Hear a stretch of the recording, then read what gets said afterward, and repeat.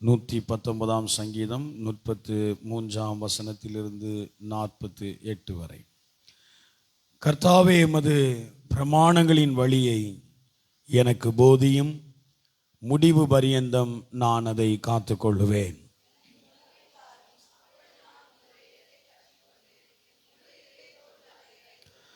உமது கற்பனைகளின் பாதையில் என்னை நடத்தும், நான் அதில் பிரியமாயிருக்கிறேன்.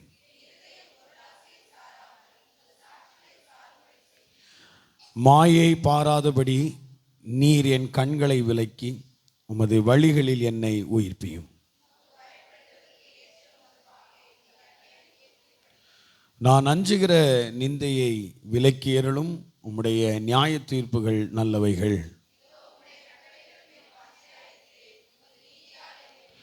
கர்த்தாவே, உம்முடைய வாக்கின்படி உமது தயவும் உமது இரட்சிப்பும் எனக்கு வருவதாக. சத்திய வசனம் முற்றிலும் என் வாய் நின்று நீங்க விடாதேயும், உம்முடைய நியாய தீர்ப்புகளுக்கு காத்திருக்கிறேன். நான் உம்முடைய கட்டளைகளை ஆராய்கிறபடியால் விசாலத்திலே நடப்பேன். நான் பிரியப்படுகிற உமது கற்பனைகளின் பேரில் மன மகிழ்ச்சியாய் இருப்பேன். எல்லாரும் சேர்ந்து வாசிப்போம் 48. நான் பிரியப்படுகிற உமது கற்பனைகளுக்கு கையெடுப்பேன், உமது பிரமாணங்களை தியானிப்பேன். ஆமென். உட்காருவோம். கர்த்தர் நல்லவர். தேவனுடைய கிருபைக்காக நன்றி. நம்முடைய சபையிலே வந்ததான சீதையம்மா அவர்கள் நேற்றைய தினத்தில் அவர்கள் கர்த்தருடைய ராஜ்யத்துக்கு உயர்த்தப்பட்டார்கள். ஆகவே அவர்களுடைய அடக்க ஆராதனை, நம்முடைய ஆராதனை முடிந்த உடனே நமக்கு இருக்கிறது. ஆகவே தயவு கூர்ந்து இது நம்முடைய சபையினுடைய அடக்க ஆராதனை. ஆகவே நீங்கள் ஆண்கள் எல்லாரும் அப்படியே என் பின்னாடி எல்லாரும் தயவுசெய்து யாரும் வீட்டுக்கு போயிடாதீங்க. பெண்களும் அதே போல் நீங்கள் எல்லாருமே வாங்க. வந்து அந்த அடக்க ஆராதனையில் இருந்து நீங்கள் உங்கள் வீடுகளுக்கு கடந்து போக உங்களை அன்போடு வேண்டுகிறேன். இது நம்முடைய சபை விசுவாசியாக இருக்கிறபடினா நீங்கள் இதில் கடந்து வர உங்களை வேண்டிக் கொள்கிறேன்.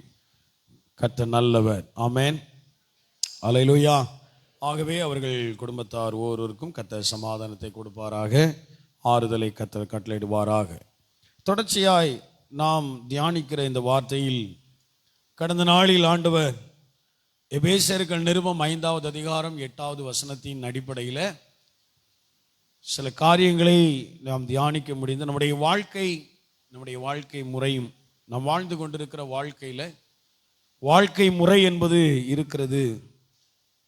அதை நாம் வாழ வேண்டும். அந்த வாழ்க்கை முறையில் 3 நபரை குறித்து நம்ம பார்த்தோம். வாசிப்போம். எபேசியர்கள் நிருபம் 5வது அதிகாரம் 8வது வசனத்தை வாசியுங்கள். நீங்கள் அந்தகாரமாய் இருந்தீர்கள், நீங்க கர்த்தருக்கு உள்ளால நீங்கள் எப்படி இருக்கிறீங்க? வெளிச்சமாக நீங்கள் இருக்கிறீர்கள். வெளிச்சத்தின் பிள்ளைகளாக நீங்க என்ன செய்து கொள்ளுங்கள்? நடந்து கொள்ளுங்கள். இது என்னுடைய வார்த்தை. வெளிச்சத்தின் பிள்ளைகளாக ஆண்டவர் இருளின் அனுபவங்களை குடும்பத்தில் நீங்க பார்த்தீங்கன்னா பிள்ளைகளுடைய வாழ்க்கையில் ஏதாவது ஒரு இருள் இருக்கும். இல்லை உங்கள் குடும்பங்களில் சில நீங்க பார்த்துருப்பீங்க, சில குடும்பங்களில் இருள் ஆதிக்கத்தின் படியினால அந்த குடும்பம் கொஞ்சம் கூட எழும்ப முடியாதபடி சூழ்நிலைமைகள் இருக்கிறதை பார்த்துருப்பீங்க.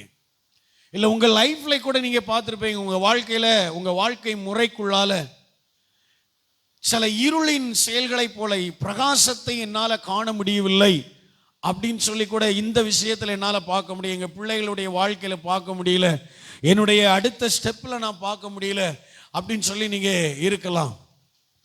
அந்த காரியத்தில் வார்த்தை சொல்லுகிறது, உன்னை வெளிச்சத்துக்குள் நான் நடத்த இருக்கிறேன் என்பதாக. ஆமென். அல்லேலூயா. இந்த வெளிச்சத்துக்குள் நாம் நடக்க வேண்டுமானால், இந்த வாழ்க்கைக்குள் கர்த்தர் நம்மை வைத்து நடத்த வேண்டுமானால் சில காரியங்களை நாம் செய்ய வேண்டி இருக்கிறது. இந்த செய்தியினுடைய தொடர்ச்சி அதை தான் சொல்கிறது. அந்த செய்தியினுடைய அந்த இறுதி பகுதிக்கு வரும்போது ஒரு 2 காரியத்தை நம்ம அங்கே பார்த்தோம். அதை பார்த்து தான் அந்த ஒவ்வொரு காரியத்துக்குள்ளாலே நாம் கடந்து வந்தோம். ஒன்று, பெற்றுக்கொள்கிற ஒரு வாழ்க்கை முறை. நம்ம ஒவ்வொரு காரியங்களை கேட்டு சரி இதுதான் நம்ம செய்யணும். உபாகமத்தின் புஸ்தகத்தில் சொல்லப்பட்ட வார்த்தைகள், யாத்திராமத்தில் நம்ம பார்க்குற வார்த்தைகள் எல்லாம் பெற்றுக்கொள்கிற ஆண்டவர் கொடுத்த கட்டளைகளை அப்படியே செய்ய வேண்டும். அது பெற்றுக்கொள்கிற ஒரு வாழ்க்கை முறை. அதை செய்தார்கள் ஜனங்கள். அடுத்தது நம்ம உன்னை பார்த்தோம், ஒட்டி கொள்கிற பற்றி கொள்கிற ஒரு வாழ்க்கை. அது தானாகவே என்ன செய்கிறது, ஒட்டி கொள்ள நாமவே என்ன செய்கிறது, ஒட்டி கொள்வதனால இருளின் ஆதிக்கம் நம்மளை ஆளுகை செய்கிறது. இங்கே நம்ம வசனம் என்ன சொல்லுங்கன்னா, வெளிச்சத்தின் பிள்ளைகளாக நீங்க என்ன செய்யணும், நடக்கணும். வெளிச்சத்தின் பிள்ளைகளாய் நடக்க வேண்டுமானால் ஆமீன், ஒட்டி கொள்கிற வாழ்க்கையின் செயல்கள், பற்றி கொள்கிற நாமே போய் பற்றி கொள்கிற ஒரு காரியம், ஒட்டி கொள்கிற அனுபவங்கள், தேவையில்லாத உலகத்தின் அனுபவங்கள் ஒட்டி கொண்டு இருந்தால் அது நம்மை வெளிச்சத்தின் பிள்ளையாய் நடத்த விடாது. ஆமீன் சொல்லுங்க. உண்மைதானே? ஏதோ ஒரு விஷயம் ஒட்டி கொண்டிருந்தால் எப்படி நாம் வெளிச்சத்தில் நடக்க முடியும்? ஒரு இருள் தான் நம்மளை ஆளுகை செய்து கொண்டிருக்கும். ஆகவேதான் அந்த வாழ்க்கையில் இருந்து வெளியே வர வேண்டும். இங்கே 3 மனிதர்கள் அவர்களை ஒட்டி இருந்த வாழ்க்கை முறையில் இருந்து வெளியிலே வந்ததை பார்க்கும். 3வது அங்க என்ன சொல்ல இருக்குன்னா, கற்றுக்கொள்கிற வாழ்க்கை முறை. கரங்களை ஆமீன் சொல்லுங்க.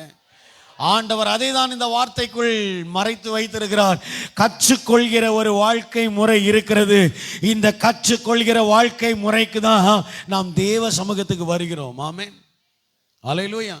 தேவ சமூகத்துக்கு வருகிறோம், கர்த்தரை உயர்த்துகிறோம், தேவனை துதிக்கிறோம், ஆண்டவருடைய வார்த்தைகளை வாசிக்கிறோம். கற்றுக்கொள்கிற நம்முடைய வாழ்க்கை முறை.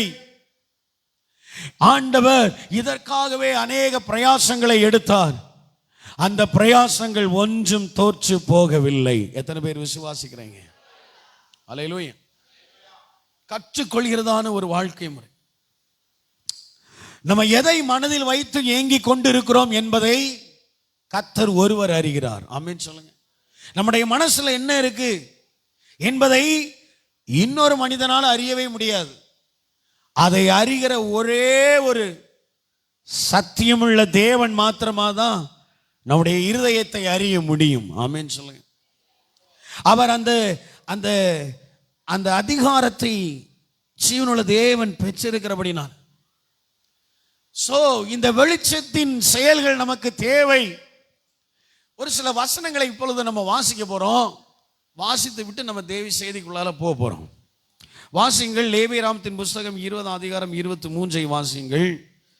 லேவியராமத்தின் புஸ்தகம் 20வது அதிகாரம் அதனுடைய 23 நான் உங்களுக்கு முன்பாக துரத்தி விடுகிற ஜனத்தினுடைய வழிபாடுகளில் என்ன செய்யாதீங்க. நான் ஏற்கனவே அவங்கள உங்கள்கிட்ட இருந்து என்ன செஞ்சிட்டேன், துரத்தியாச்சு. உங்கள் வாழ்க்கை முறையில ஏன் இன்னும் ஒரு வெளிச்சத்தை பார்க்க முடியவில்லை? ஆண்டவர் உங்களிடத்திலிருந்து துரத்திவிட்ட அநேக காரியத்தை துரத்தி ஜனத்தினுடைய வழிபாடுகளை நீங்க என்ன செய்யாதீங்க, நடக்காதீங்க. நான் உங்களிடத்திலிருந்து அநேக விஷயத்தை நான் விளக்கி இருக்கிறேன். நீங்க ஒண்ணு செய்யணும், விளக்கின காரியத்தில் இருந்த வழிபாடுகளை என்ன செஞ்சிடாதீங்கன்னு சொல்ற, நடக்காதீங்க. ஒரு ஆமீன் சொல்லுங்க. நீங்க இப்படிப்பட்ட காரியங்களை எல்லாம் செய்தபடியால் நான் அவர்களை என்ன செய்வேன், ஆரோசித்தேன். இப்படிப்பட்ட காரியங்களுக்குள்ளால என்ன செய்யாதீங்க, நடக்காதிருங்கள் என்று சொல்லுகிறார். ஏன் வெளிச்சத்தின் பிள்ளைகளாக வாழ முடியும்? நம்முடைய வாழ்க்கை முறையில ஏன் ஒரு வெளிச்சம் நம்மளை நடத்த முடியவில்லை என்றால், விலகின காரியத்தில் இருந்து அதுல நடவாதபடி நடந்தோம் என்று சொன்னால் இருள் ஆதிக்கம். ஆனா நடவாதபடி இருந்தோம்னா வெளிச்சம் நம்மை நடத்தும். ஆமென் சொல்லுங்க. அல்லேலூயா. விடுதலை ஆண்டவர் கொடுத்து நம்மை நடத்துவார். வாழ்க்கை முறைகளில் இருக்கிற செயல்கள் எல்லாம் மாறணும். நமக்கு 2 நாளாகமத்தின் புஸ்தகம் 34வது அதிகாரத்தை எடுங்க. 2 நாளாகமத்தின் புஸ்தகம் 34வது அதிகாரம் 6வது வசனத்தை வாசிக்கும் போது, அப்படியே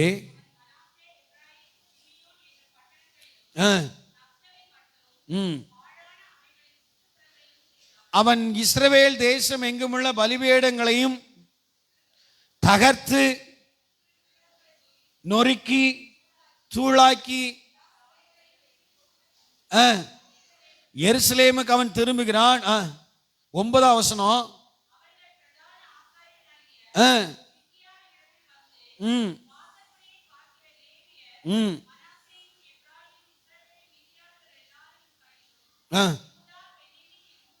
எட்டாவது வசனத்துல இருக்கு, அவன் தேசத்தையும் ஆலயத்தையும் சுத்திகரித்த பின்பு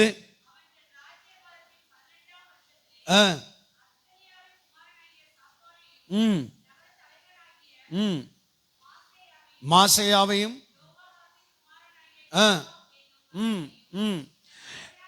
கர்த்தரின் ஆலயத்தை பழுது பார்க்கும்படி என்ன செய்தானாம்? ஒரு வெளிச்சத்தின் அனுபவம் நமக்கு வேணும்னா வெளியிலே இருக்கக்கூடிய வாழ்க்கை முறைகளை ஒதுக்கிவிட்டு கர்த்தரின் ஆலயத்துக்காக நம்ம என்ன செய்யணுமா? கரங்களை ஊத்துறோம், ஆமென் சொல்லுங்க. அல்லேலூயா. ஒரு வெளிச்சத்தின் வாழ்வு நமக்கு வேணுமா?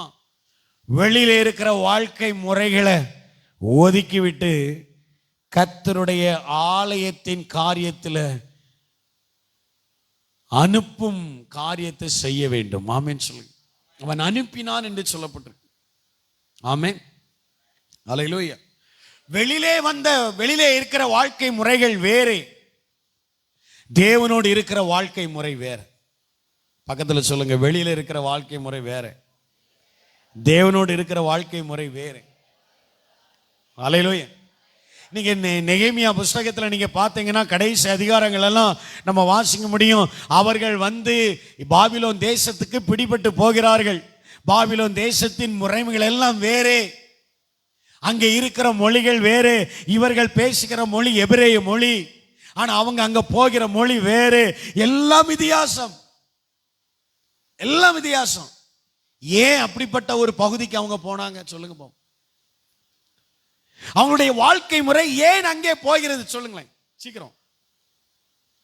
இந்த இஸ்ரவேல் ஜனங்களுடைய வாழ்க்கை முறை ஏன் இன்னொரு வாழ்க்கை முறைக்கு போகிறது சொல்லுங்க பாப்போம். ஆண்டவர் என்ன சொன்னார் அதை என்ன செய்யல, அவங்க கேட்கவே இல்லை. அவர் அவங்கள்ட்ட எதிர்பார்த்த ஒன்னே ஒண்ணு, நீ என்ன மாத்திரம் ஆராதினார். ஒரு ஆமீன் சொல்லுங்க. ரொம்ப மனமுடைஞ்சு ஆண்டவர் சொல்ற, நான் வேற உன்ட்ட என்னத்தை கேட்டேன் அப்படின்னார். உன் ஆராதனை செய்யதானே சொன்னேன் அப்படின்னார். நான் வேற ஒன்னும் கேட்கலையே. ஆனா ஜனங்களோ அவரிடத்தில் வந்து நிற்பதற்கு பதிலாக வேறே வாழ்க்கை முறையை தேடிக்கொண்டபடினால் இப்ப ஆண்டவர் தேடினதுக்குள்ளால என்ன செஞ்சிட்டார்? ஆரம்பத்தில் எல்லாம் நல்லா இருக்கும். ஆரம்பத்தில் எப்படி இருக்கும்?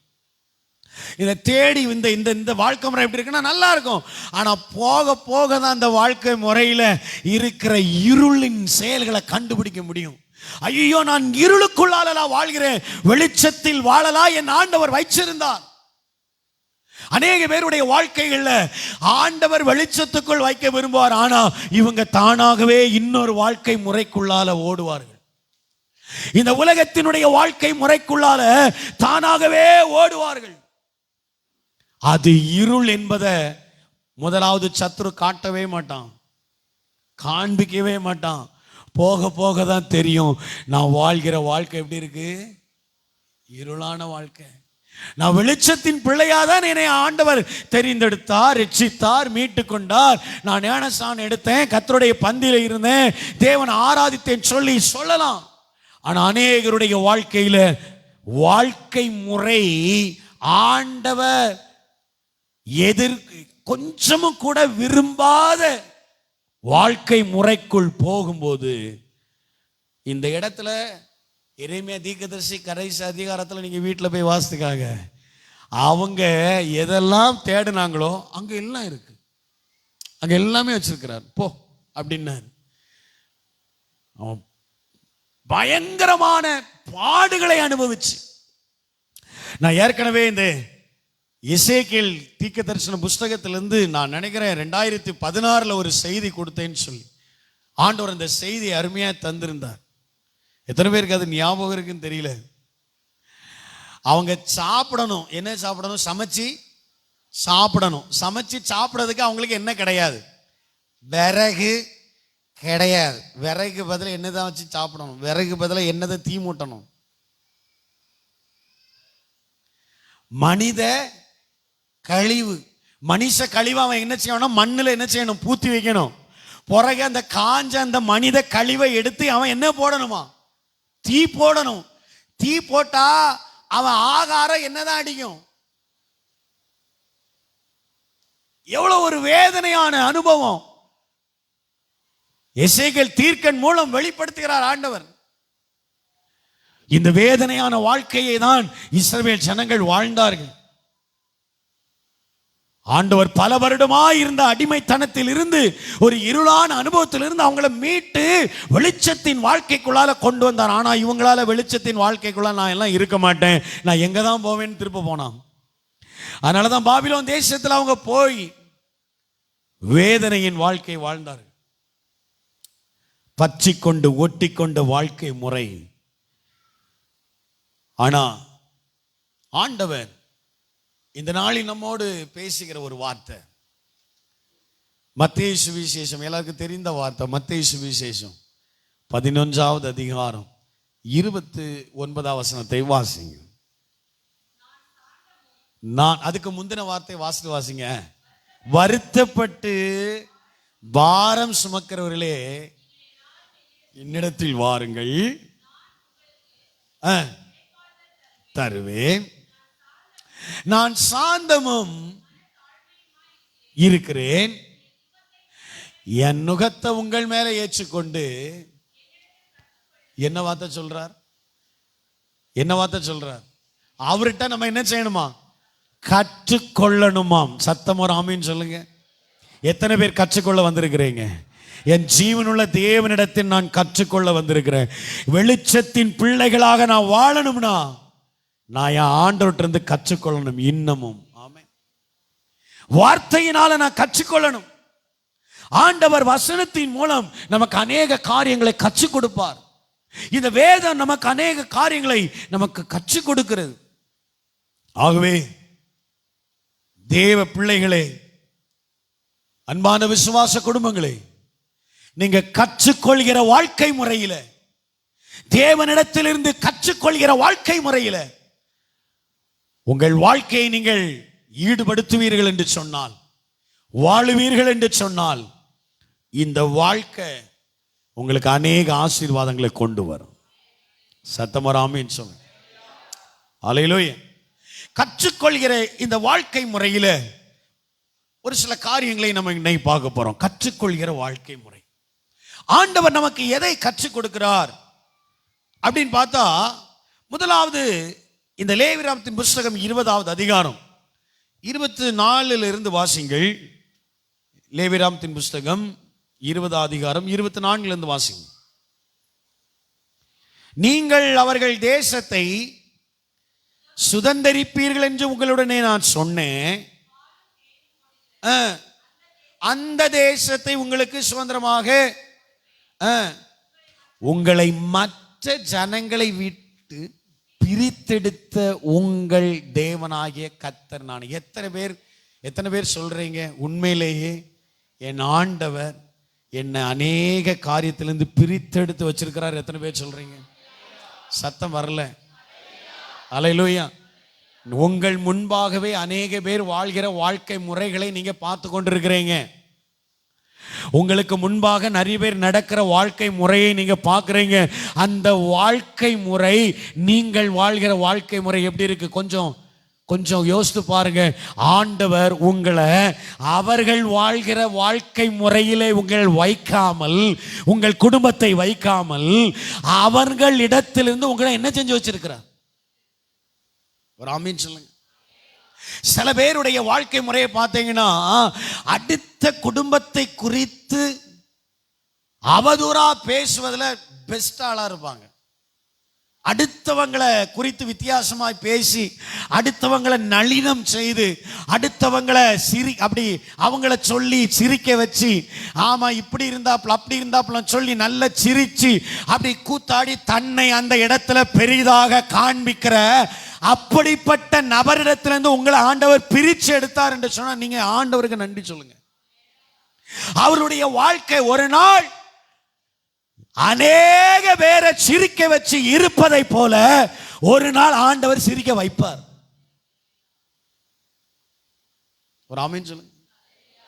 கண்டிப்பா அப்படி இப்படின்னு சொல்லி அநேக பேரை குறிச்சு அப்படி சிரிக்க வச்சு அப்படி அப்படி நான் தான் பெரிய ஆள் அப்படின்னு சொல்லி காண்பிக்கிற நபரை, அந்த அப்படிப்பட்ட நபரிடத்திலிருந்து உங்களெல்லாம் ஆண்டவர் பிரிச்சு வெளியே எடுத்து கொண்டு வச்சிருக்கிறாரு. நீங்க ஆண்டவருக்கு நன்றி சொல்லணும். ஏன்னா அவர்களுடைய நாவு ஓயாத கிளவிக்க வாய் என்ன செய்யாதான். நீதிமொழி புஸ்தகத்தில் அதை குறித்து சொல்லப்பட்டிருக்கிறது. ஓயாத ஒழுக்கு போல அப்படியே பாஞ்சிக்கிட்டே இருக்கும். ஆண்டவர் உங்களை பிரித்து எடுத்திருக்கிறார். எத்தனை பேர் ஆமென் சொல்றீங்க? அல்லேலூயா. கெட்ட வார்த்தைகளை பேசி வித்தியாசமாய் நடக்கிறவர்கள் உங்களை பிரித்தெடுத்து வச்சிருக்கிறார். மதுபானத்துக்கு அடிமையா இருந்தவர்களை கர்த்தர் பிரித்தெடுத்து வச்சிருக்கிறார். போதை வஸ்துகளுக்கு அடிமையா இருந்தவர்களை கர்த்தர் பிடித்தெடுத்து வைத்திருக்கிறார். உலகத்தினுடைய ஆசாபாசங்கள், உலகத்தின் காரியங்களிலேயே நேரங்களை அதிகமாக செலவழித்து இருந்த அந்த சூழ்நிலை இதிலெல்லாம் கர்த்தர் பிரித்தெடுத்து வச்சிருக்கிறார். எதற்காக? கற்றுக்கொள்வதற்கு. எத்தனை பேர் ஆமென் சொல்றீங்க? கற்றுக்கொள்ளணும். தேவனிடத்திலிருந்து கற்றுக்கொள்ளணும். என் தகப்பனிடத்திலிருந்து நான் கற்றுக்கொள்ளணும். கற்றுக்கொள்கிற வாழ்க்கை முறைக்கு என்றைக்கு யாக்கோபு வந்தானோ அன்னையிலிருந்து அவனுக்கு ஆசீர்வாதம். கற்றுக்கொள்கிற வாழ்க்கை முறைக்கு அவன் வருவதற்கு 20 ஆண்டு காலங்கள். அவன் கற்றுக்கொள்கிற வாழ்க்கை முறைக்கு என்றைக்கு அவன் வந்தானோ அன்றையிலிருந்து கர்த்தர் அவன் வாழ்க்கையின் பாதைகளை திறந்து கொடுத்தார். எல்லா வித ஆசீர்வாதங்களை கர்த்தர் திறந்தார். ஆமென். அல்லேலூயா. உங்களை கர்த்தர் கற்றுக்கொள்கிற வாழ்க்கை முறையில் முதலாவது உங்களை பிரித்து வச்சிருக்கிறார். எல்லாம் கையை வைத்து எல்லாம் நாடியை வைத்து ஆண்டோட்ட சொல்லுங்க, ஏசப்பா என்னை கற்றுக்கொள்கிற வாழ்க்கை முறையில் என்னை வச்சிருக்கிறீங்க. என்னையும் என் குடும்பத்தையும் பிரித்து எடுத்திருக்கிறீங்க ஆண்டவர். உலகத்தினுடைய செயல்களில் முக்கியத்துவம் கொடுக்கிற ஜனங்களிடத்திலிருந்து எங்களை பிரித்து இன்னைக்கு ஆண்டவரை தேவனை ஆராதிக்க எங்களை வச்சிருக்கிறீங்களே, உமக்கு நன்றி ஆண்டவரேன்னு சொல்லுங்களேன். நல்ல கரங்களை தட்டி ஆண்டவருக்கு ஒரு நன்றி சொல்லுங்க. கர்த்தர் நல்லவர். அல்லேலூயா. ரோமருக்கு எழுதின நிருபம் 12வது அதிகாரம் 1வது வசனத்தை வாசியுங்கள். ரோமருக்கு எழுதின நிருபம் 12வது அதிகாரம் 1வது வசனம். அப்படி இருக்க சகோதரரே, சரீரங்களை பரிசுத்தமும் பிரியமான ஜீவ பலியாக ஒப்பு கொடுக்க வேண்டும் என்று உங்களுக்கு என்ன செய்கிறேன்? இதுவே நீங்கள் செய்யத்தக்க என்னது? புத்தியுள்ள. ஆண்டவர் கற்றுக் கொடுக்கிறார். ஆண்டவர் நமக்கு கற்று தர்றார். நீ ஒரு புத்தியுள்ள ஆராதனை செய்ய வேண்டும். எத்தனை பேர் ஆமென் சொல்றீங்க? அல்லேலூயா. பாடல்களை பாடி துதிக்கும் போதே ஒரு புத்தியுள்ள ஒரு ஆராதனையை செஞ்சு பாருங்க. தேவ ஞானம் உங்கள் மேல இறங்கும். அந்த தேவ பலன் உங்க மேல இறங்கும். ஆமென் சொல்லுங்க. சத்தம் வரட்டுமே. அல்லேலூயா. அப்படியானால் இந்த கற்றுக்கொள்கிற இந்த வாழ்க்கை முறையில் ஆண்டவர் நம்மளை பிரித்தெடுத்து என்ன செய்கிறார் என்றால் அவருடைய ஆளுகைக்குள்ளால நம்மளை கொண்டு வருகிறார். ஆமென். நம்ம என்ன செய்கிறார்?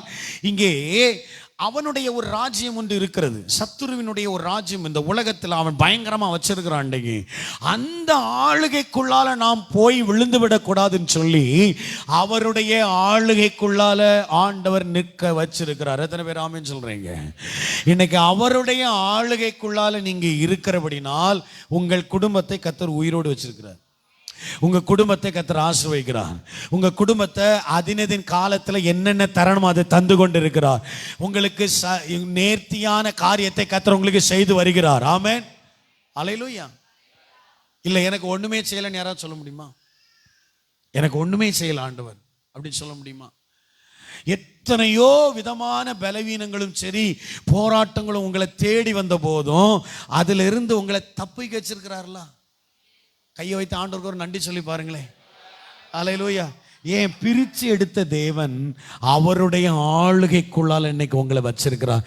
தேவ ஆளுகைக்குள் நான் இருக்கிறேன் சொல்றவங்க தலைக்கு மேல கையை தட்டி, நானும் என் குடும்பமும் தேவ ஆளுகைக்குள்ளால நாங்கள் இருக்கிறோம் சொல்லி கர்த்தர் அப்படி நல்ல கரங்களை தட்டி மகிமைப்படுத்தி பாருங்க. தேவ ஆளுகைக்குள்ளால எங்களை என் தேவன் வச்சிருக்கிறார். அல்லேலூயா, அல்லேலூயா. உலக மனிதர்களிடத்திலிருந்து ஒரு வித்தியாசத்தை கர்த்தர் ஆமீன் காண்பித்து வைத்திருக்கிறார். ஏன்னா இங்கே சொல்லப்பட்டிருக்கிறது, அதே 12 அதிகாரம் 19-20 வாசிக்கும் போது, அஞ்சியும் உன் சத்துரு பசியாயிருந்தால் அவனுக்கு நீ என்ன செய், அவன் தாகமாயிருந்தால் அவனுக்கு என்னது கொடு. நீ இப்படி செய்வதனால் அக்கினி தழலை அவன் தலையின் மேல் என்ன செய்வாய், நீ தீமையினாலே வெல்லப்படாமல் தீமையை நன்மையினால வெல்லு. மத்தேயு சுவிசேஷம் 5வது அதிகாரத்தில் ஆண்டவர் இப்படியாக சொல்லியிருக்கிறார், உன்னை ஒரு கண்ணத்தில் அடிச்சா நீ என்ன காட்டு. அல்லேலூயா. இன்னைக்கு ஒரு கண்ணத்தில் அடிச்சா மறு கண்ணத்தை காட்டுவாங்களா? இங்க அடிச்சா இன்னொரு கண்ணத்தை காட்டுவாங்களா? நீங்க தான் சொல்லணும், சொல்லுங்க. இங்கே ஒரு அடி அடித்தா இங்கே காட்டுவாங்களா? இப்போ பார் அப்படின்னு சொல்லி அடுத்தது என்ன ஆகும்? ஆனால் ஆண்டவர் நல்லா கவனிச்சுக்காங்க, உங்களை அதிலிருந்து பிரித்தெடுத்து அவருடைய ஆளுகைக்குள்ளால வச்சிருக்காரு. நீங்கள் நல்லா கவனிச்சு பாருங்க.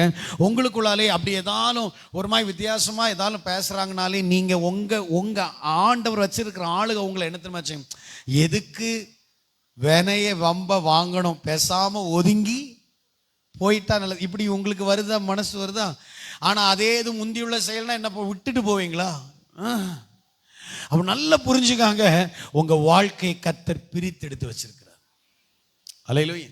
சில பேருடைய வாழ்க்கை ஆண்டவர் பிரித்தெடுத்து வைத்த பிற்பாடும் உலகத்தோடு போய் வெட்டி கொள்வதனால, நான் விடவே மாட்டேன், என்ன இந்த வார்த்தை பேசினாப்லையா, என்ன எப்படி இந்த வார்த்தை சொல்லலாம், அதை நான் விடவே மாட்டேன் அப்படின்னா அவனும் என்ன செய்ய மாட்டான்? நீங்க தான் சொல்லணும். அவனும் என்ன செய்ய மாட்டான்? அவன் சொல்லுவான் ஆண்டவர்ட்ட போய், நான் விடவே மாட்டேன், நீர் ஆசீர்வதிக்க நினைச்சாலும் நான் என்ன செய்ய மாட்டேன், ஆசீர்வதிக்க விட மாட்டேன்னு சொல்லி போய் லாக்க போட்டு வச்சுட்டே இருப்பான்.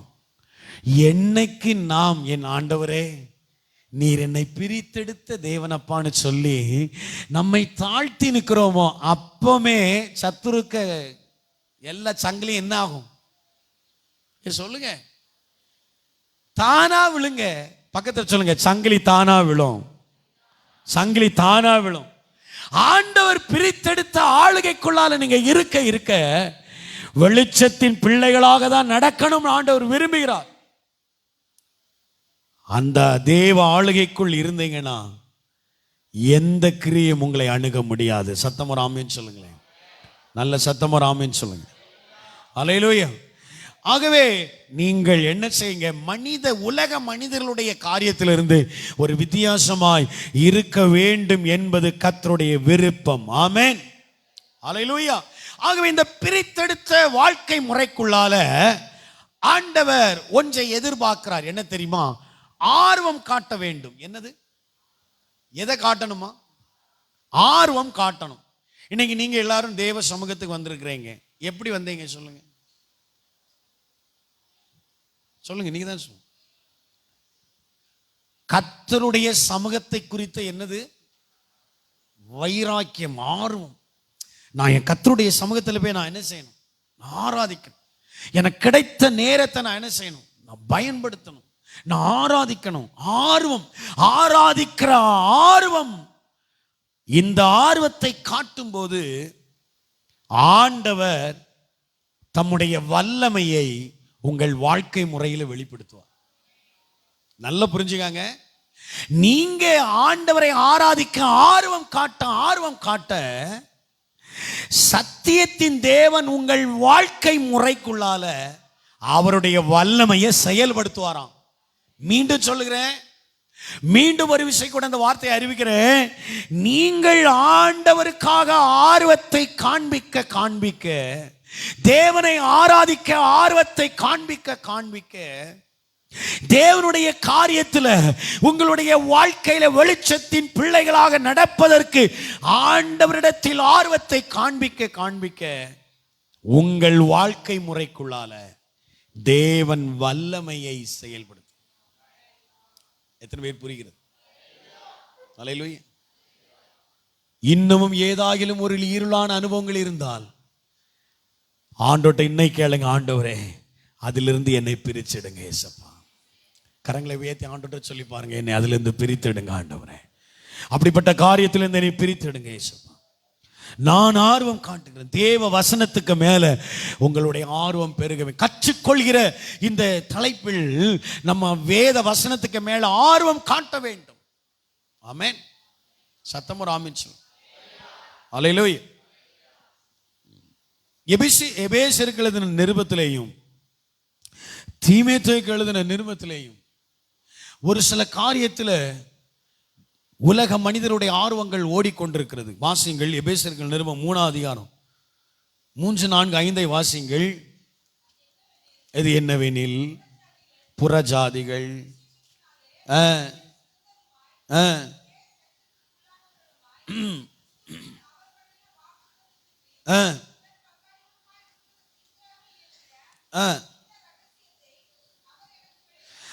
இதை குறித்து நான் முன்னமே சுருக்கமா என்ன செஞ்சிருக்கிறேன், அதை நீங்கள் வாசிக்கையில் கிறிஸ்துவின் ரகசியத்தை குறித்து எனக்கு உண்டாயிருக்கிற அறிவை அறிந்து கொள்ளலாம். ஒரு ஆமீன் சொல்லுங்க.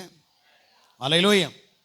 இங்க என்ன, நம்முடைய வாழ்க்கையில நம்ம மனசுல இருக்கிறத அவர் அறிந்து கொள்ள, வாக்குத்தத்தத்தின் உடன் பங்காளியா இருப்பதற்கு, வார்த்தையில கற்றுக்கொள்கிற இந்த வாழ்க்கை முறையில தேவன் விரும்புகிற ஒரு வாழ்க்கையை நம்ம வாழணும் என்பது தேவனுடைய விருப்பம். சத்தமர் ஆமென் சொல்லுங்க. 1 தீமோத்தேயு 6ஆம் அதிகாரம், 1 தீமோத்தேயு 6ஆவது அதிகாரத்தில் அந்த 5வது வசனத்தில் பாருங்க. இல்லை, அந்த 3ல இருந்தே 6ஆம் அதிகாரம் 3ல இருந்தே பாருங்க. ஒருவன் கர்த்தராகிய இயேசு கிறிஸ்துவின் ஆரோக்கியமான வசனங்களையும் ஒப்புக்கொள்ளாமல், நல்லா புரிஞ்சுக்கொள்ளணும் இந்த வார்த்தையை. ஏன்னா கற்றுக்கொள்கிற வாழ்க்கை முறையை கர்த்தர் நமக்கு தருகிறார். அதுல நம்மளை பிரித்தெடுத்திருக்கிறார். நம்ம ஆர்வம் காட்டணும். ஆனா ஆர்வம் காட்டாமல் இவர்களை போல மாறிவிடக்கூடாது. ஒருவன் நம்முடைய கர்த்தராகிய இயேசு கிறிஸ்துவின் ஆரோக்கியமான வசனத்தையும் உபதேசத்தையும் ஒப்புக்கொள்ளாமல், இன்னைக்கு உள்ள காலங்கள் இதுதான், வசனத்தையும் ஆரோக்கியமான உபதேசத்தையும் என்ன செய்வதில்லை, ஒப்புக்கொள்வதில்லை. ஒப்புக்கொள்ளாமல் இருமாப்புள்ளவனும் ஒன்றும் அறியாதவனும் தர்க்கங்களையும் வாக்குவாதங்களையும் பற்றி இருக்கிறான். பொறாமையும் சண்டையும் தூஷணம், பொல்லாத காரியம், கெட்ட சிந்தை, சத்தியம் இல்லாதவர்களும் தேவ பக்தியை ஆதாய தொழிலென்று எண்ணுகிறவளுமாய் இருக்கிற மனுஷர்களால் அப்படின்னு சொல்லப்பட்டு. ஒரு ஆமீன் சொல்லு. அல்லேலூயா. இன்னைக்கு இதே மாதிரி அநேக காரியங்கள் எழும்பி இருக்கிறது. இங்க கீழே நீங்க வாசினீங்கன்னா பண ஆசை எல்லா தீமைக்கும் எப்படி இருக்கு.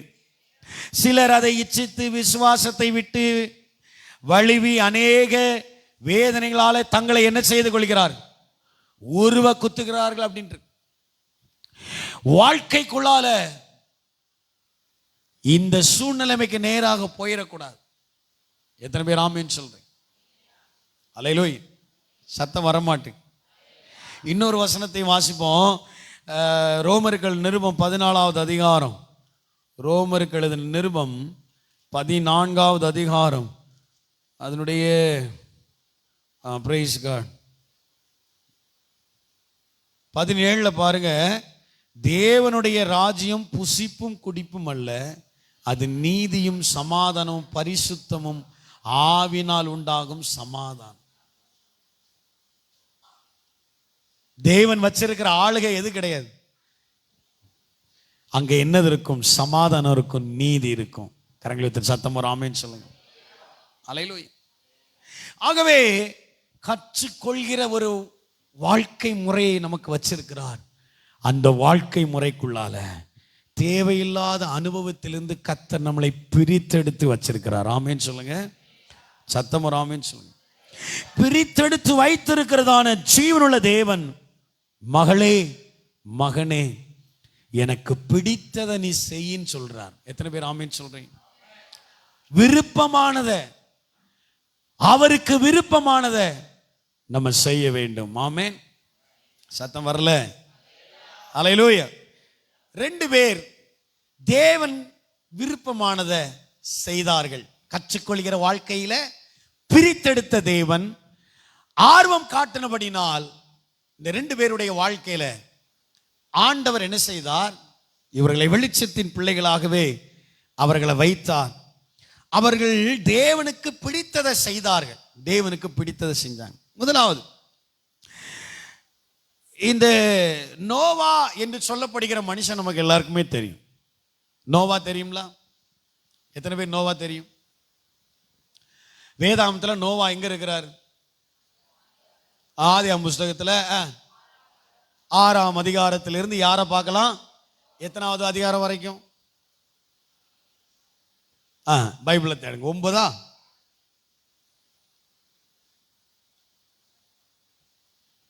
தோத்துறோம். அல்லேலூயா. அவ்வளவுதான், அவ்வளவுதான். 6ல் தொடங்கி நல்ல கவனிச்சுக்காங்க.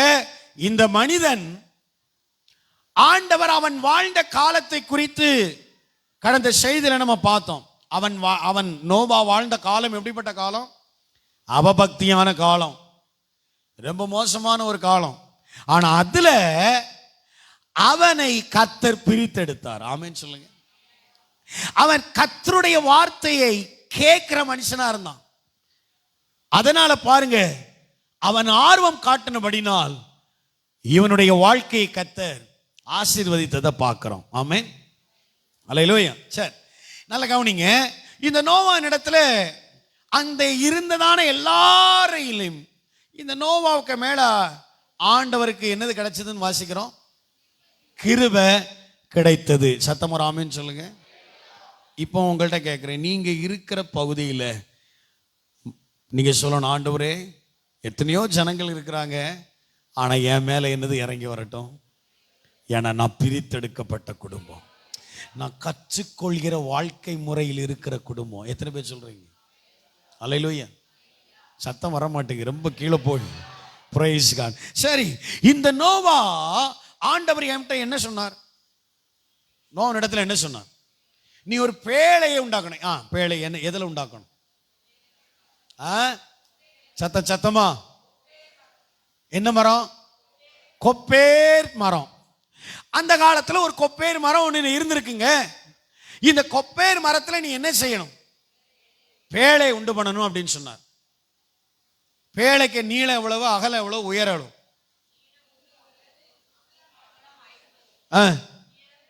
30. நீளம் எவ்வளவு? ஆனாலும் பைபிளை தான் பார்க்கீங்க, டக்குன்னு வர மாட்டுங்க. அப்ப நல்லா கவனிச்சுக்காங்க. கொப்பேர் மரம், அந்த மரத்துல நீ எவ்வளவு நீளம்? 300 முழம். ஒரு முழம்னா எத்தனை அடி ஐயா? ஒரு முழம்னா எத்தனை அடியா? ஒரு முழம்னா எத்தனை அடி? 1.5 அடியா 1.25 அடியா? 1.5 அடி, அப்படித்தானே? இப்ப எவ்வளவு போகு பாருங்க, 300 முழம். சரிதானே? அடுத்து சொன்னார் 50 அகலம் எவ்வளவு, உயரம் எவ்வளவு? இவ்வளத்துக்கும் ஒரு என்ன மரத்துல செய்யணும் சொன்னார்? கொப்பேர் மரம். இப்ப நல்ல கவனிங்க, இந்த நோவா இப்ப எந்த மரத்தை தேடி போறான்? அவன் வாழ்ந்த காலத்தில், அவன் இருந்த தேசத்துல இப்ப இவன் எதை தேடி போறான்? எங்கெல்லாம் கொப்பேர் மரம் இருக்கோ அந்த கொப்பேர் மரத்தை அவன் என்ன செஞ்சுட்டு வரான்? வெட்டிக்கிட்டு வரான். ஒரு ஆமீன் சொல்லுங்க. சத்தம் வரல. அல்லேலூயா. ஆண்டவர் சொன்னதை அப்படியே செய்தான் பாருங்க. அவன் மேல கர்த்தருடைய பிரியம் பெருகி கொண்டே இருந்தது. ஆமென், அல்லேலூயா. இவன் பாதி கொப்பேர் மரத்தை போட்டு பாதி வேற மரத்தை போடல. அவர் சொன்னது என்னது? இப்போ கொப்பேர் மரம் எங்கெல்லாம் இருக்கோ அங்கெல்லாம் அவனுடைய பார்வை இருந்தது. சத்தமா ஆமென் சொல்லுங்க. அல்லேலூயா. உங்கள் ஆண்டவர் பிரிச்செடுத்திருக்கிறார். கற்றுக்கொள்கிற வாழ்க்கை முறைக்குள்ளால் உங்களை நடத்தி வருகிறார். உங்கள் பார்வை தேவன் உங்களுக்காக வைத்திருக்கிற உங்களுக்கு சொன்ன வாக்குத்தத்தத்துக்கு மேல உங்க பார்வை இருக்கணும். ஆண்டவர் உங்களுக்கு தந்த வாக்குத்தத்தத்துக்கு மேல உங்க பார்வை இருக்கணும். அது ஒரு கொப்பேர் மரம். அந்த மரத்துல தான் இந்த பேழை மிதக்க போகிறது. இந்த வருஷம் இந்த வாக்குத்தத்தத்துக்கு உள்ளாலதான் உங்கள் வாழ்க்கை நடக்க போகிறது. அப்படியானால் உங்க வாக்குத்தத்தத்துக்கு மேல உங்க பார்வை இருக்கணும். இருக்குதா? இருக்குதா? ஆண்டவர் உங்களுக்கு தந்த வாக்குத்தத்தத்துக்கு மேல பார்வை இருக்கா? கையை வைத்து ஆண்டோட சொல்லுங்க, ஏசப்பா நீர் தந்த வாக்குத்தத்தத்துக்கு மேல இது ஒரு கொப்பேர் மரமா நான் பார்க்கிறேன். நான் இந்த வார்த்தையை தேடி, அவன் மரத்தை தேடி தேடி தேடி போனது போல நான் இந்த வார்த்தையை தேடி தேடி உடைய சமூகத்தில் நிற்பேன். நீங்க எவ்வளவு தூரம் அந்த வார்த்தைக்கு மேல நீங்கள் ஆர்வம் காண்பிக்கிறீர்களோ அந்த அளவாய் உங்க மேல கர்த்தர் பிரியம் வைத்து அவருடைய ஆளுகைக்குள் இருக்கும் சகல ஆசீர்வாதங்களை உங்களுக்கு தருவாராக. ஆமென், அல்லேலூயா. தேடி போனாங்க பாருங்க. இந்த மரத்தை எல்லாம் அவன் கொண்டு வந்து இந்த பேழையை செஞ்சுட்டான். இப்ப பாருங்க, தன் குடும்பத்தை அந்த பேழைக்குள் கொண்டு வந்தான். ஆமீன் சொல்லுங்க. கொப்பேர் மரத்துக்குள்ளால, முழுவதும் கொப்பேர் மரத்தினால செய்யப்பட்ட அந்த பேழைக்குள் தன் குடும்பத்தை கொண்டு வந்தான். தன் குடும்பத்தை கொண்டு வந்தான். நல்லா புரிஞ்சுக்காங்க. ஆண்டவர் உங்களுக்கு தந்த வாக்கு தத்தத்துக்கு உள்ளால உங்க குடும்பத்தை உள்ளால கொண்டு வாங்க. உள்ளால கொண்டு வாங்க. உன் செய்கைக்கு தக்க பலனை, உன் செய்கைக்கு தக்க பலனை கர்த்தர் என்ன செய்வார்? கட்டளையிடுவார். அவரான நிறைவான பலன் இந்த மரத்துக்குள்ளால, இந்த வாக்கு தத்தத்துக்குள்ளால ஒரு நோவா அன்னைக்கு ஆண்டவர் சொன்ன வார்த்தை, இன்னைக்கு ஆண்டவர் நமக்கு சொன்ன வார்த்தை இதுதான். இது ஒரு கொப்பேர் மரம். இந்த வார்த்தைக்குள்ளால இந்த நோவா தன் குடும்பத்தை அழைத்து வந்தான். உங்கள் குடும்பத்தை இந்த வார்த்தைக்குள் கொண்டு வாங்க. எத்தனை பேர் ஆமென்?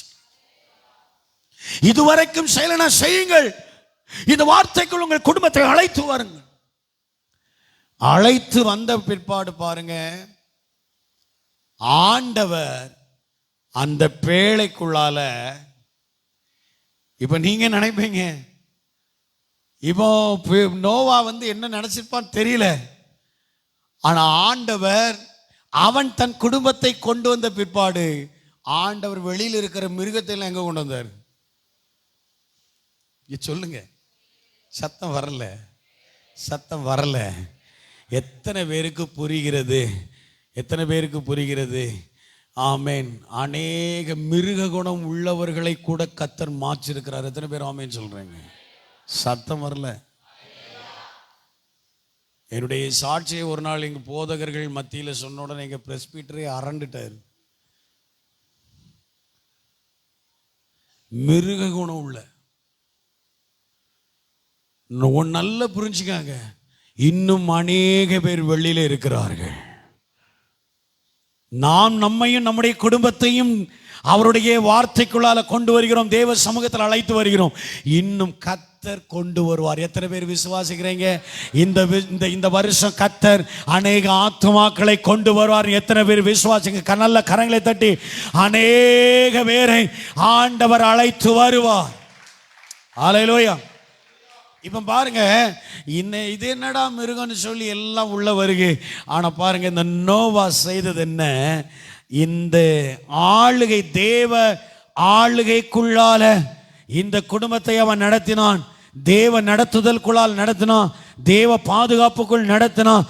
தேவ ஆசீர்வாதத்துக்குள் அவன் நடத்தின பிற்பாடு தேவன் இப்ப மிருகத்தை கொண்டு வந்தார். ஆனா மிருகத்தினுடைய ஆகாரத்தை நோவா அங்க என்ன செஞ்சு வச்சிருந்தான்? எல்லாத்துக்கும் ஆயத்தமாக இருந்தான். கரங்களை வச்சு சத்தம் ராமேச்சு. நீங்கள் ஆயத்தமாக இருக்கணும். ஆத்தும ஆதாய பணி செய்ய நீங்கள் யாராக இருக்கணும்? ஆயத்தமாக இருங்க. சுவிசேஷ பணியை செய்ய நீங்கள் யாராக இருங்க? ஆயத்தமாக இருங்க. சத்தமாக ராமேன்னு சொல்லுங்களேன். ஹல்லேலூயா. ஆனால் அந்த மிருகத்தினாலே இந்த நோவாவின் குடும்பத்துக்கு எந்தவித சேதமும் இல்லை. ஹல்லேலூயா. அங்கே இருந்து வெளியிலே வந்த பிற்பாடு நீங்கள் அந்த 9வது அதிகாரத்தில் வாசிக்க முடியும். அங்கிருந்து வெளியிலே வந்த நோவா அந்த பேழையிலிருந்து வெளியிலே வந்த பிற்பாடு ஒரு பெருக்கம் வந்தது. வந்துச்சா? எல்லாம் ஆண்டவர் சொன்னார், பலுகி ஒரு பெருக்கம் வந்தது. நீங்கள் உங்கள் குடும்பத்தை தேவனுடைய ஆளுகைக்குள், வாக்கு தத்தத்துக்குள்ளால நீங்கள் உங்கள் குடும்பத்தை நீங்கள் நிறுத்தும் போது அந்த ஆளுகைக்குள் நீங்கள் வைக்கும் போது உங்களுக்காக ஒரு பெருக்கமான ஒரு ஆசீர்வாதம் காத்திருக்கிறது. ஆண்டவருடைய ஆளுகைக்குள்ளால, இதை விட்டு வெளியே போனா இல்லை, இந்த ஆளுகைக்குள்ளால தாங்க இருக்கு. ஆண்டவர் ஒரு பெருக்கத்தின் ஆசீர்வாதத்தை வச்சிருக்கிறார். நீங்க எதிர்பார்க்காத திடீரென்று சொல்லுகிற ஒரு ஆசீர்வாதம் உங்கள் குடும்பத்துக்குள் பிரவேசிக்கும். எத்தனை பேர் ஆமேன்னு சொல்றீங்க? ஹல்லேலூயா. திடீர்னு உங்களுக்கு வருகிற இந்த ஆசீர்வாதத்தை பார்த்து நிறைய பேர், என்னடா திடீர்னு அந்த குடும்பத்துக்குள்ளால இவ்வளவு ஒரு ஆசீர்வாதமா? ஆமா, இது பெருக்கத்தின் ஆசீர்வாதம். எத்தனை பேர் இதை விசுவாசிக்கிறீங்க? எத்தனை பேர் இதை வாஞ்சிக்கிறீங்க? இந்த ஆசீர்வாதம் கடந்து வரணும்னா இந்த கொப்பேர் மரத்துக்குள் உங்கள் குடும்பத்தை வைங்க. நிற்கணுங்க. வாக்கு தத்தத்துக்குள்ளால உங்கள் குடும்பம் என்ன செய்யணும்? நிற்க வேண்டும். சத்தமராமின்னு சொல்லுங்க. ஏன்? தேவன் விரும்பினதை செய்தபடினால் இந்த ஆசீர்வாதம் இந்த நோவாவின் குடும்பத்துக்கு வந்தது. இரண்டாவது சொல்லி நம்ம ஜெபம் பண்ண போறோம். தாவீது, இந்த தாவீது ஆண்டவருடைய காரியம் வாஞ்சியா இருந்தான். ஆர்வம் அவனுக்குள்ளால இருந்துச்சு. ஆண்டவர் அவனை பிரித்து எடுத்து வச்சிருந்தார். அதனாலவே இந்த மனிதனை அந்த குடும்பத்திலிருந்து கர்த்தர் பிரித்தெடுத்தார். சத்தமராமின்னு சொல்லுங்க.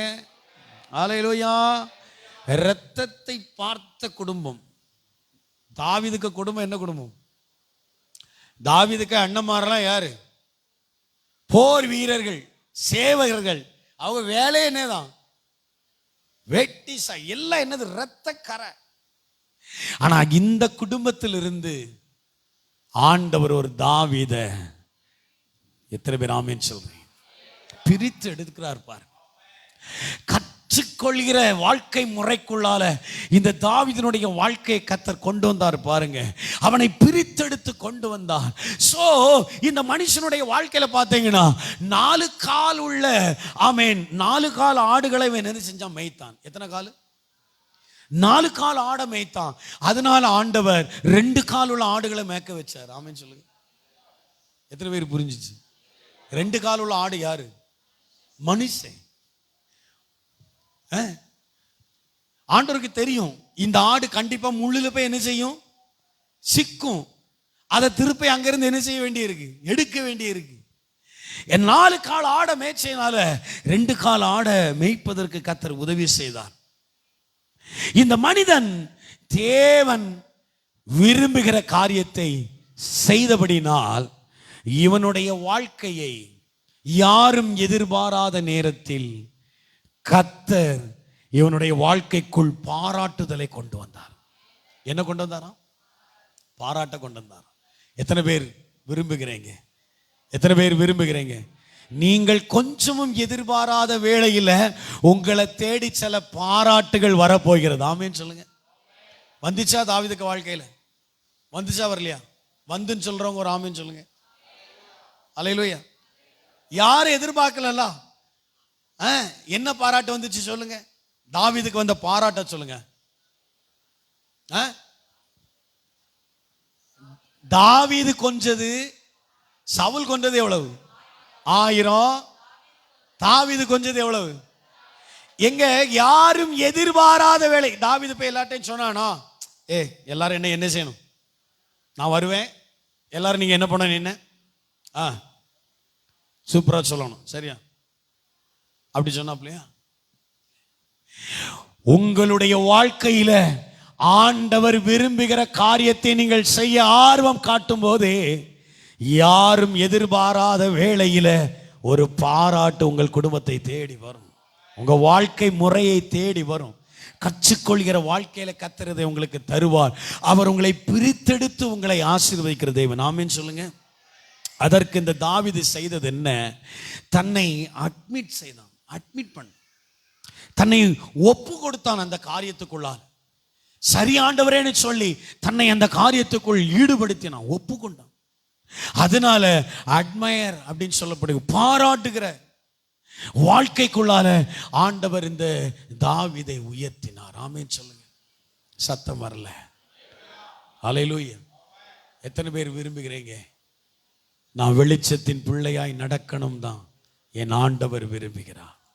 என் வாழ்க்கை வெளிச்சத்தின் வாழ்க்கையாய் இருக்கும். இருளை நான் தேடி போவது இல்லை, நான் வெளிச்சத்துக்குள் வாழுவேன்னு சொல்லி பாருங்க. கற்றுக்கொள்கிற வாழ்க்கை முறைக்குள்ளால இருங்கள். ஒவ்வொரு நாளும் வார்த்தையினால கற்றுக்கொள்ளுங்கள். ஆண்டவர் உங்களை பிரித்தெடுத்து ஆண்டவருடைய காரியத்தில் ஆர்வம் காட்ட உங்க வாழ்க்கையை கர்த்தர் மேன்மைப்படுத்துவார். ஆமென். எத்தனை பேர் ஆமென் சொல்லுங்க? எழும்போமா, ஆண்டவர்கிட்ட சொல்லி பாருங்களேன், இந்த வார்த்தையை சொல்லி பாருங்க. ஏசப்பா, நான் உங்க காரியத்தில் நான் ஆர்வம் காட்டுறேன். எத்தனை பேர் தேவனுடைய ஆர்வம் காட்ட விரும்புகிறீர்கள்? இதுவரைக்கும் தேவனுடைய காரியத்தில் ஆர்வம் காட்டுவது குறைந்திருந்தால் இந்த நாளில் ஒரு தீர்மானத்தோட ஆண்டவரே, நான் ஆர்வம் காட்டுவது, கற்றுக்கொள்கிற இந்த வாழ்க்கை முறைக்குள் நான் நிற்க விரும்புகிறேன் சொல்லி தேவன் கிருபை செய்வாரா? தேவன் கிருபை செய்வாரா? தேவன் கிருபை செய்வார். நான் எதுக்கு என்னை ஒப்பு கொடுக்கிறேன் எத்தனை பேர் சொல்றீங்க? இந்த காரியத்துக்குள் என்னை அர்ப்பணிக்கிறேன் எத்தனை பேர் சொல்றீங்க? Thank you Jesus. இந்த கற்றுக்கொள்கிற இந்த வாழ்க்கை முறையில என் ஆண்டவர் பிரித்தெடுத்து என்னை வச்சிருக்கிறார். நான் ஆர்வம் காட்டுவேன். இந்த கொப்பேர் மரமாகிய இந்த வாக்குத்தத்தத்தின் வார்த்தைக்குள்ளால நான் என் குடும்பத்தை நான் வைப்பேன். எத்தனை பேர் சொல்றீங்க? என் குடும்பத்தை இந்த காரியத்துக்குள் நான் வைப்பேன், இந்த வார்த்தைக்குள்ளால நான் வைப்பேன். அதனால அந்த குடும்பம் பாதுகாக்கப்பட்டதுங்க, ஆசீர்வதிக்கப்பட்ட ஒரு பெருக்கத்தின் ஆசீர்வாதம் உண்டானது உங்க வாழ்க்கைக்குள் கடந்து வரும். நீங்க அதுக்குள்ளால உங்களை அர்ப்பணிச்சு பாருங்க, ஒப்பு கொடுத்து பாருங்க. உங்க வாழ்க்கையில பாராட்டுதலின் ஆசீர்வாதத்தை கட்டளையிடுவாராக. தேவன் கட்டளையிடுவார். இயேசுவே உமக்கு நன்றி, தேவனே உமக்கு நன்றி. எத்தனை பேர் அர்ப்பணிக்கிறீங்க? எத்தனை பேர் அர்ப்பணிக்கிறீங்க? ஓ thank you Jesus. தூய பிதாவே, ஓ thank you. அர்ப்பணித்தே நான் அர்ப்பணித்தே நான், ஓஹோ என் ஆவி ஆத்ம சரீரம், என் ஆவி ஆத்ம சரீரம், அப்பா என்னை முழுவதும்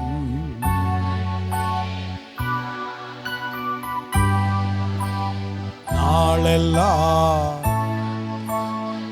சொல்லுவோமே, அப்பா என்னை முழுவதும் இயேசுவே. கரங்களை உயர்த்தி அர்ப்பணித்து சொல்லுங்க, அர்ப்பணித்தே எஸ் லோர்ட்.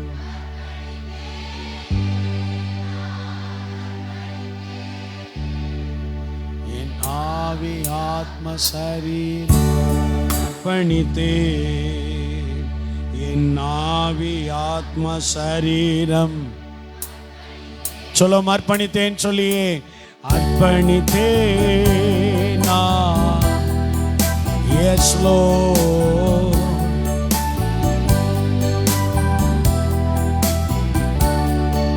என் ஆவி ஆத்ம சரீரம், என் ஆவி ஆத்ம சரீரம்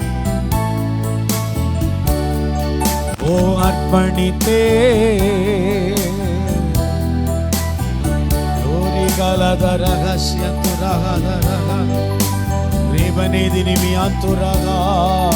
என் ஆவி ஆத்மா சரி அர்ப்பணித்தே என் ஆவி ஆத்மா சரி நீ முடிவெடுத்தா யானா நோவாவின் வாழ்க்கையில கர்த்தர் முடிவெடுத்தார். நீ தாவீதின் வாழ்க்கையில கர்த்தர் முடிவெடுத்தார். கற்றுக்கொள்கிற வாழ்க்கை பிரித்தெடுத்தார், ஆசீர்வதித்தார். எனக்கென எதையுமே எப்படியும் நிறைவேற்றி முடித்திடுவே. எனக்கென எதையுமே எப்படியும் நிறைவேற்றி சேர்ந்து கரங்களை உயர்த்தி உமக்கே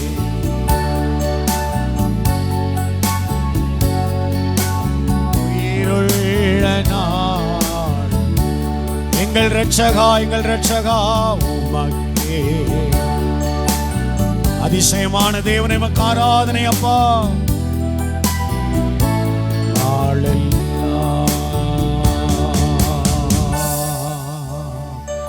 ஆண்டவருடைய ஆளுகை நம்முடைய குடும்பத்தை தாங்க. எத்தனை பேர் சொல்றீங்க ஏசப்பா இந்த கற்றுக்கொள்கிற வாழ்க்கை முறைக்குள்ளால நாங்க வாழுவோம். ஏன்னா ஒவ்வொரு நாளும் உடைய வார்த்தையை நாங்கள் கற்றுக்கொண்டது. நீர் எங்களை பிரித்தெடுத்து வெளிச்சத்தின் பிள்ளைகளாய் நடக்கணும்னு சொல்லி வச்சிருக்கிறீங்க அப்பா. இந்த நோவாவின் வாழ்க்கை அங்கே இருந்த இருண்ட அனுபவம், ஆனா அவன் வாழ்க்கையை வெளிச்சத்துக்குள் நடத்தினீங்க. அந்த கர்த்தர் சொன்ன வார்த்தைக்குள் அவனை நடத்தினேன். அவன் தன் குடும்பத்தை கொண்டு வந்தானே. கர்த்தாவே இரக்கம் செய்ய சொல்லி பாருங்க. தேவன் உதவி செய்வார். நல்ல பிதாவே, கிருபையின் பரிசுத்தரே, உன்னத நாமத்துக்கு நன்றி செலுத்துகிறோம். தேவ கிருபையுடைய பிள்ளைகளை தாங்கட்டும். ஆவியானவரே, இந்த கற்றுக்கொள்கிற இந்த வாழ்க்கை முறைக்குள்ளால் உடைய பிள்ளைகள் தங்களை பயன்படுத்தி கொண்டு தேவனுடைய இந்த ஆளுகைக்குள்ளால இருந்து தேவ ஆசீர்வாதங்களுடைய பிள்ளைகள் பெற்றுக் கொள்வார்கள். தேவன் நிறைவாய் நடத்துங்கன்னு சொல்லி கிருபை தாங்கட்டும். ஆசீர்வாதம் தாழ்த்துகிறோம். இயேசுவின் விலையேற பெற்ற நாமத்தில் ஜெபிக்கிறோம் பிதாவே, ஆமென். நம்முடைய காணிக்கைகளை கரங்களில் எடுத்துக்கொள்வோம். பரிசுத்த தேவ கரம் நம்மளை ஆளுகை செய்யும். இதுவரை தாங்கின தேவ பலன் இன்னும் நம்முடைய குடும்பங்களை தாங்கும். என் ஆண்டவரே,